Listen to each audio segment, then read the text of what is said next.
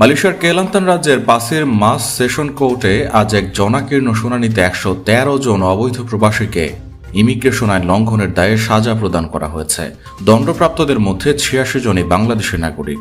অভিযুক্তরা সবাই পুরুষ এবং তারা আদালতের বিচারক জুলকিফলি আবদুল্লাহর সামনে নিজেদের দোষ স্বীকার করেন। আদালতের তথ্য অনুযায়ী অভিযুক্তদের মধ্যে ৮৫ জনের বিরুদ্ধে অভিবাসন আইনের ১৫ ধারায় অর্থাৎ ভিসার মেয়াদ শেষ হওয়ার পরও অতিরিক্ত সময় অবস্থানের অভিযোগ আনা হয়।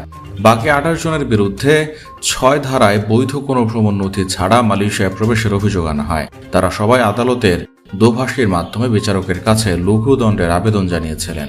শুনানি শেষে আদালত ৪০ জন অভিবাসীকে ১০,০০০ রিঙ্গিত করে জরিমানা করেন এবং জরিমানা দিতে ব্যর্থ হলে তাদের ৩ মাসের কারাদণ্ডের নির্দেশ দেন।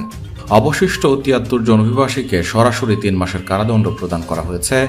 দণ্ডপ্রাপ্তদের মধ্যে ৮৬ জন বাংলাদেশি ছাড়াও ১০ জন ইন্দোনেশীয়, ৯ জন মিয়ানমারের নাগরিক, ৭ জন পাকিস্তানি এবং ১ জন চীনা নাগরিক রয়েছেন। উল্লেখ্য, কুয়ালা ক্রায়ের দাবং এলাকার বিভিন্ন নির্মাণাধীন সাইটে অভিযান চালিয়ে দেশটির ইমিগ্রেশন বিভাগ তাদের আটক করেছিল। আজ সকালে তাদের প্রিজন ভ্যানে করে কড়া নিরাপত্তায় আদালতে আনা হয়। মামলায় ৪০ জনের পক্ষে আইনজীবী লড়াই করলেও বাকিদের কোনো আইনি প্রতিনিধি ছিল না। সরকারি পক্ষে মামলাটি পরিচালনা করেন deputy public prosecutor সিতি Khadija Khairuddin.